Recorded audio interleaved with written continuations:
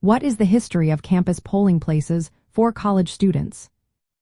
Imagine walking into a voting booth on your campus and casting your ballot. That scene has changed a lot over the years. For decades, colleges and universities have hosted polling places for students to vote right where they learn. But the access to these voting spots has not always been steady or guaranteed. In the early days, many colleges simply didn't have designated polling places on campus. Students often had to go to local government buildings or other off-campus locations to vote. Starting in the early 2010s, colleges began tracking how many students actually voted and where they cast their ballots. In 2013, the National Study of Learning, Voting and Engagement was launched.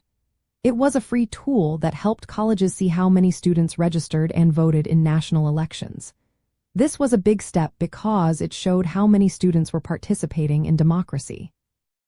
However, the data also revealed a troubling trend. Between 2012 and 2016, access to campus polling places started to decline. Many colleges closed or moved their polling locations off campus. The trend continued through 2018. By the time the 2020 election rolled around, most campuses had very limited or no in-person voting options available. In fact, 74% of colleges had no voting sites on campus at all. Even more startling, 90% had no early voting options on campus. This meant that over half of college students, around 6.6 million, had no voting location on their campus in 2020. The closures were partly due to changes in voting laws after the Supreme Court decision in Shelby County versus Holder in 2013. That ruling made it easier for local governments to close polling places without federal approval. Many students faced barriers like lack of transportation or inconvenient locations, which kept them from voting. In response to these issues, the All-in-Campus Democracy Challenge was created in 2016. It encouraged colleges to promote voter registration and participation.